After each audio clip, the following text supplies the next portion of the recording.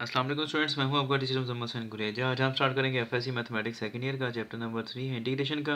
Exercise 3.7 है। नीचे मैंने अपना व्हाट्सएप नंबर लिख दिया है और साथ में मैंने अपना यूट्यूब का जो चैनल है उसका भी यूआरएल लिख दिया है। और अगर आपको कोई प्रॉब्लम हो तो हम मुझसे कॉन्टैक्ट कर सकते हैं। स्टार्ट करते हैं जी। क्वेश्चन नंबर 6 है, इसका वीडियो नंबर है 653। तो जो क्वेश्चन की स्टेटमेंट हमें दी गई है वो है कि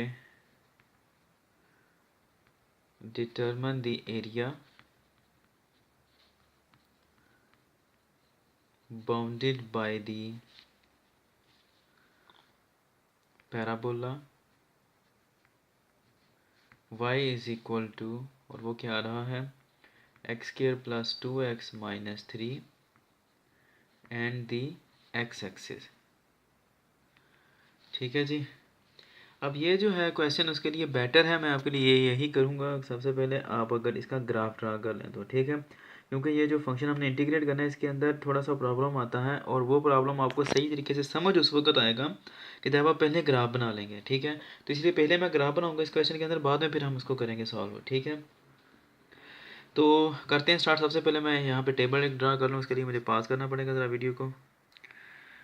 तो ये मैंने ग्राफ जो है उसको ड्रा कर लिया है। अब उसके अंदर हमने वैल्यू सब्स्टिट्यूट करनी है। सबसे पहले हम ले लेते हैं, जैसे पहले लिया एक्स इज इक्वल टू -3 ले लेते हैं। तो वो क्या आएगा जी, हमने इस इक्वेशन के अंदर वैल्यूज रखनी है।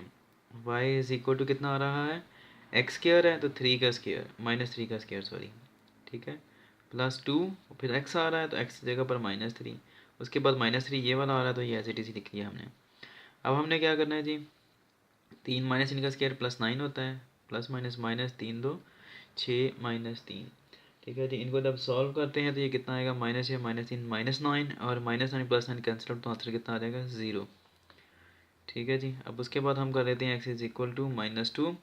तो उसका जब आएगा क्या करेंगे जी, हम इसके अंदर भी एक्स की जगह पर -2 रख देते हैं, -2 का स्क्वायर +2, और फिर एक्स की जगह पर -2 -3। ठीक है जी, 2 2 4 -2 2 4 और -3, ये आपस में कैंसिल आउट हो गया तो पीछे क्या बचता है, सिर्फ -3 बचता है वाई की वैल्यू। नेक्स्ट आ जाता है जी -1, वाई इज इक्वल टू -1 रख दें अब इसके अंदर। तो क्या आएगा, वाई इज इक्वल टू -1 का स्क्वायर +2 और -1, इस एक्स की जगह पर -1, फिर उसके बाद -3, -1 का स्क्वायर +1 हो जाएगा, प्लस माइनस -2 आ जाएगा और -3 आ गया। ठीक है, तो ये अब कितना आता है, -3 और -2 -5 हो जाएंगे, 5 में से एक निकाला तो 4, -4 आंसर आ जाएगा इसका। ठीक है जी। उसके बाद आ जाता है ना, ये गलती से y लिख दिया, x आना है यहाँ पे, x इज इक्वल टू अब 0 रख देते हैं तो क्या आएगा, y इज इक्वल टू, यहाँ पर क्या आएगा, x की जगह पर 0, 0 का स्क्वायर +2 इंटू 0 -3, ये भी 0, ये भी 0, पीछे का बचेगा सिर्फ और सिर्फ -3 बचेगा। अब उसके बाद x इज इक्वल टू 1 ले लेते हैं, वैल्यू क्या आ जाती है उसकी, y is equal to X square है तो 1 का स्क्वायर +2 इंटू 1 -3, कितना आ जाएगा, 1 + 2 -3। ठीक है, 2 और 1 3, 3 और 3 कट जाएंगे तो आंसर फिर क्या आ जाएगा, 0। ठीक है, उसके बाद अगर आप लेना चाहते हैं मज़ीद तो वैल्यूज़ ले सकते हैं, वो आपकी मर्ज़ी है। जगह ख़त्म हो गई है मेरे पास। अब हम इसका ग्राफ ड्रा करेंगे। ठीक है, तो उसके लिए मुझे वही पहले इसका रेक्टेंगुलर कोऑर्डिनेट सिस्टम बनाना पड़ेगा, वो बनाते हैं। तो ये कोऑर्डिनेट सिस्टम मैंने ड्रा कर लिया। अब यहाँ से हम वैल्यूज़ लेंगे, x -3 है तो y कितना है, 0, ये वाला पॉइंट है, ये पॉइंट नंबर हमारा क्या आ गया जी, 1। उसके बाद x -2 है तो y कितना है, -3, -3 है तो ये नीचे की तरफ जाएगा, साफ ज़ाहिर है, यहाँ से इधर को और ये नीचे को आएगा, जहाँ पर ये दोनों कट करेंगे, ये वाला पॉइंट, ये पॉइंट नंबर 2 आ गया हमारा। पॉइंट नंबर 3 ये है कि x कितना है, -1 और y -4 है, -1 और -4, ये वाला पॉइंट आ गया, ये पॉइंट नंबर 3 है। उसके बाद ये आ जाता है x 0 है तो y -3 है, और वो ये वाला पॉइंट आ जाता है।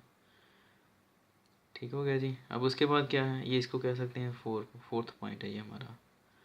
ठीक है, अब उसके बाद ये आ जाता है x 1 है तो y 0 है, वो ये वाला पॉइंट आ जाता है हमारा, ये 5th पॉइंट आ गया। इनको ज़रा ड्रा करें, ये क्या आता है हमारे पास, इसको इसके साथ मिला दिया, अब फिर ये इसके साथ है, फिर ये इसके साथ है। इसको ज़रा अपने पास थोड़ा सा बड़ा कर लेते हैं ऐसे करके, ठीक है, और यहाँ पर ये भी ऐसे करके जाएगा। ठीक है, तो ये हमारा पैराबोला बन गया है। ठीक है, क्वेश्चन क्या है हमारे पास, क्वेश्चन है जी कि उसने कहा है कि determine the area bounded by the parabola, ये वाला और ये वाला है वो पैराबोला, ये ठीक है जी, एंड दी एक्स एक्सिस, यानी कि एक्स एक्सिस में और जो area bounded by the parabola वो कौन सा है, वो एरिया ये वाला सारे का सारा है, उसके साथ और एक्स एक्सिस के साथ जो आता है एरिया वो हमने फाइंड करना है। ये हमारा एक्स एक्सिस है और ये वाला हमारा पैराबोला था, यहाँ से लेकर यहाँ तक ड्रा हुआ है ना, तो हम कह सकते हैं कि ये वाला वो एरिया है जो कि हमने फाइंड आउट करना है। अब एक बात गौर करें जिसके लिए मैंने आपको कहा था कि हमें ये डायग्राम पहले बनानी है, वो बात ये है कि ये वाला जो एरिया है ये कहाँ पर आ रहा है, ये उस जगह पर आ रहा है जहाँ पर y की वैल्यू नेगेटिव है, y यहाँ पर पॉजिटिव नहीं है, ठीक है। तो इस वजह से हमें अब यहाँ पर जो फंक्शन लेना है उसमें हमने y ये जो आ रहा है ये नेगेटिव लेना है, ये फंक्शन जो आएगा ये क्या आएगा, नेगेटिव, क्योंकि इसमें इस फंक्शन के अंदर जो पैराबोला बन रहा है वो क्या है, वो नीचे की तरफ है जहाँ पर y की वैल्यू क्या है, नेगेटिव है, ठीक है। इसलिए मैं कह रहा था कि पहले हम ये ग्राफ ड्रा करेंगे उसके बाद फिर हम काम करेंगे, ठीक है, क्योंकि ये जो है वैल्यू के फंक्शन के साथ माइनस आना है ये हमें यहाँ से ही पता चलती है, अदरवाइज़ हमें नहीं पता चलती कि कैसे आएगा ये -10, ठीक है। तो अब आगे स्टार्ट करता हूँ नेक्स्ट पेज पर मैं कैलकुलेशन इसकी। तो हमें चूँकि इंटीग्रेट करना है और इंटीग्रेशन का जो फार्मूला है एरिया का उसके अंदर हमारे पास लिमिट आती है, क्वेश्चन के अंदर लिमिट दी नहीं गई तो इसलिए हम यहाँ पर अभी स्टार्ट करेंगे, पहले हम लिमिट फाइंड करेंगे। क्वेश्चन क्या है, y equal to X square plus 2x minus 3 था, और हम ये आपको बताया है जैसे क्वेश्चन के अंदर भी कि हमने एक्स एक्सिस के साथ जो एरिया आता है जो कि एक्स एक्सिस से कहने के मुंसलिक है वो वाला एरिया हमने फाइंड करना है। तो वहाँ पर एक्स एक्सिस के ऊपर आपको पता है कि y क्या होता है, 0 होता है, तो हम यहाँ पर क्या करेंगे, therefore y is equal to 0 at X axis, ठीक है जी।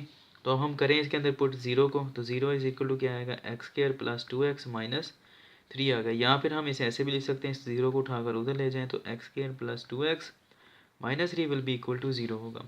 अब ये क्वाड्रेटिक इक्वेशन है, तो इसका सबसे पहले हमारे पास सोल्यूशन क्या है जो हम सोचते हैं, इसका सोल्यूशन जो है वो बाय फैक्टराइजेशन होगा सबसे पहले, अगर वो ना हो सके तो फिर कंप्लीटिंग स्क्वायर है, अगर वो भी ना हो तो फिर हम क्वाड्रेटिक फार्मूला लगाते हैं। तो सबसे पहले ट्राई करते हैं, तो ये ईजी है, हमारे पास फैक्टराइजेशन इसकी हो जाएगी, x square plus 3x minus x minus 3, 3 में से 1 निकाला 2 बचते हैं, 3 ज़रब 1 3, यहाँ पर भी 3 ज़रब 1 3 है, ठीक है। तो ये फैक्टराइजेशन हो जाती है, ये 3 टर्म्स थी, 3 से हमारे पास कितनी हो गई हैं, 4। हमने क्या करना है, पहली 2 टर्म्स और ये आखिरी 2 टर्म्स, इन दोनों में से कॉमन देखते हैं क्या है, इन दोनों में से x कॉमन आ गया, एक्स स्क्वायर था, एक x बाहर निकल गया, एक बच गया तो वो लिख दिया हमने, प्लस x बाहर निकल गया, पीछे का बचा 3। अब यहाँ इन दोनों में से कुछ नहीं कॉमन तो फिर माइनस कॉमन है, ठीक है, और साथ में हम 1 लिख लेते हैं कॉमन, x बचा, माइनस माइनस क्या होता है, प्लस होता है, और ये 3 एज इट इज़ आ जाएगा, इज इक्वल टू 0। अब ये हमारे पास 4 से क्या बन गई है, 2 टर्म्स, एक ये टर्म है और एक ये वाली टर्म है, ठीक है जी। अब इन दोनों टर्म्स में से हमने क्या करना है, x प्लस 3 को कॉमन कर लेना है, क्योंकि यहाँ पर भी x प्लस 3 आ रहा है कॉमन और यहाँ पर भी आ रहा है, तो x प्लस 3 जो है इसको कॉमन कर लेते हैं, ये बाहर निकल गया, पीछे का बचा x, यहाँ पर भी ये सारे के सारा बाहर निकल गया, पीछे का बचा -1 इज इक्वल टू 0 आ गया, ठीक है जी। अब यहाँ से हम जैसे मैंने आपको पहले ही बताया था कि अगर a और b दोनों मल्टीप्लाई हो रहे हैं और वो इक्वल टू 0 है इनका प्रोडक्ट, तो हम कह सकते हैं मैथमेटिकली या अलजेब्रिकली कि a भी इक्वल टू 0 होगा और b भी इक्वल टू 0 होगा, दोनों अलग अलग 0 के होते हैं। इसी तरह यहाँ पर होगा कि x प्लस 3 भी इक्वल टू 0 होगा और x माइनस 1 भी इक्वल टू 0 आएगा हमारे पास, ठीक है जी। तो यहाँ से अब हम ले सकते हैं वैल्यूज़ x है, प्लस 3 आ रहा है तो उधर जाकर क्या हो जाएगा, -3। इस तरह यहाँ पर x प्लस 1 है, सॉरी -1 है, ये -1 जब उधर जाएगा तो क्या हो जाएगा, +1। अब हमारी ये लिमिट आ जाती है, ये चूँकि छोटा नंबर है, 3 के साथ माइनस आ रहा है तो छोटा नंबर है, तो ये हमारी लोअर लिमिट होगी और ये वाली हमारी क्या होगी, हायर लिमिट होगी, ठीक है, लोअर या अपर ऐसे कह सकते हैं, ठीक है। तो अब मैं दोबारा फिर ये पेज ले आऊँ ताकि आपको समझा सकूँ कि आप क्वेश्चन के अंदर जो चेंजिंग आनी है वो क्या है। अब ये देखें, ये एक्स एक्सिस है, एक्स की वैल्यू कहाँ तक है, -3 के इक्वल आ रहा है या -3 से क्या आ रहा है, बड़ा हो रहा है। एक बात याद रखनी है, चूँकि नंबर्स के साथ माइनस आता है, एक लिखा है -10 और एक लिखा है -11, इन दोनों में से बड़ा कौन सा है, इन दोनों में से बड़ा ये वाला है। वैसे अगर प्लस नंबर आए 10 और एक आए +11 तो बड़ा नंबर ये है, लेकिन अगर -1 आए, -1 के साथ जितना बड़ा नंबर आता जाएगा वो उतना ही छोटा होता जाएगा बेसिकली, ठीक है, ये बात याद रखनी है। यहाँ पर क्या आ रहा है, -3 है और ये -2 क्या है, उससे बड़ा है, ग्रेटर है, ये -1 क्या है, ये इससे भी बड़ा है, उसके बाद 0 आ जाएगा, 0 -1 से बड़ा है, ठीक है, उसके बाद फिर 1 आ जाएगा, 1 जो है वो 0 से बड़ा है अब, ठीक है। अब यहाँ पर इंटरवल क्या है, कहाँ से लेकर कहाँ तक हमने एरिया फाइंड करना है, हमने यहाँ से लेकर यहाँ तक एरिया फाइंड करना है, ठीक है। अच्छा, उसके लिए अब इंटरवल क्या हम बनाएंगे, ठीक है, वो ये है कि -3 is less than equal to x is less than equal to 1। ये है इसका इंटरवल, यानी कि यहाँ से लेकर हमने यहाँ तक इसको इंटीग्रेट करना है, ये लिमिट आ जाती है उसकी। देखिए अब इसको ज़रा अलग अलग करें, एक ये हिस्सा है, फिर एक ये वाला हिस्सा है। ये वाला हिस्सा क्या है, इसको अगर दूसरे तरीके से लिखें, -3 is less than equal to x है, या x is greater than equal है -3 के, ये बनता है लफ्ज़। यहाँ पर गौर करें, x क्या है, इक्वल टू है -3 के, ये x एक्सिस है, किसके इक्वल आ रहा है, -3 के, या वो ग्रेटर है, x की वैल्यू बड़ी आ रही है, यहाँ पर क्या आ रही है -2। मैंने आपको पहले बताया कि -2 क्या है, -3 से बड़ा है। तो ये देखें यहाँ से लेकर यहाँ तक आ जाती है ये वैल्यू, ठीक है। x is greater than equal to -3, equal भी होगा -3 के और उससे ग्रेटर वैल्यूज़ भी आएंगी। अब दूसरा इंटरवल क्या आ रहा है, तो ये आ रहा है कि x is less than equal to 1, कि वो इक्वल होगा x के, ठीक है। x यहाँ पर क्या है, इक्वल होगा 1 के, या वो क्या होगा, उससे लेस होगा, लेस देन है, ठीक है। अब मैं दोबारा इसको अलग अलग करके इन दोनों को पढ़ता हूँ। x की वैल्यू x एक्सिस की क्या होगी, इज़ इक्वल टू -3 और इज़ ग्रेटर देन -3, और वो यहाँ तक जाएगी, यहाँ तक। दूसरा इंटरवल क्या आ रहा है, वो है जी x इज़ इक्वल टू 1 होगा, या उसकी वैल्यू क्या होगी, लेस देन 1 होगी। तो ये दोनों क्या हो गए, यहाँ से लेकर यहाँ तक और यहाँ से लेकर यहाँ तक हो गए। तो ये अब हमारा इंटरवल बनता है, ये हमारी लिमिट है जो इंटीग्रल के अंदर हमने यूज़ करनी है। उम्मीद है कि आपको समझ आ गई होगी। अब मैं दोबारा स्टार्ट करता हूँ, अगले पेज पर जाता हूँ। अब यहाँ पर आप ये लिख सकते हैं कि जी के y जो है as y is less than equal to 0 है, और ये हमें पता है। दोबारा मैं पीछे फिर लेके जाता हूँ कि y की वैल्यू आपको पता है ये 0 आ रही है, ये 0 से लेस आ रही है। ये देखें y की वैल्यू मैंने आपको पहले ही बताया था कि y की वैल्यू लेस देन 0 है, ठीक है, क्योंकि -1 -2 -3 ये 0 से लेस आ रहा है y जो है, ठीक है। y is less then 0 for किसके लिए आ रहा है, ये इस इंटरवल के लिए कि -3 is less than equal to x is less than equal to 1, इस इंटरवल के लिए आ रहा है हमारे पास, ठीक है।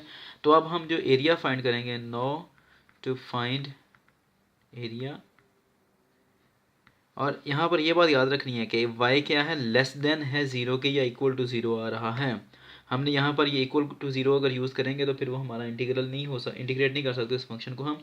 इसलिए अब हमें यहाँ पर चूँकि लिमिट लेनी है तो हमें यही यूज़ करना पड़ेगा कि y इज़ लेस देन 0 है, ठीक है जी। तो एरिया का फार्मूला क्या आता है, integral x is equal to a to x is equal to b आ गया, y dx है। यहाँ पर y क्या आ रहा है, लेस देन है 0 के, और जो फंक्शन लेस आएगा 0 के उसके साथ क्या आएगा, वो माइनस साइन में आएगा। यहाँ पर लिखेंगे -y dx, x is equal to a to x is equal to b। अब ये माइनस साइन आपको उस वक्त तक समझ नहीं आएगा जब तक ये पूरी वीडियो नहीं देखेंगे विद ग्राफ, ठीक है।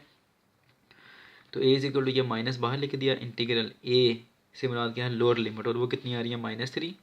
b से मुराद क्या आ रही है हमारे पास, a टू b है, b से मुराद क्या आ रही है, अपर लिमिट, और वो कितनी आ रही है 1, ठीक है जी।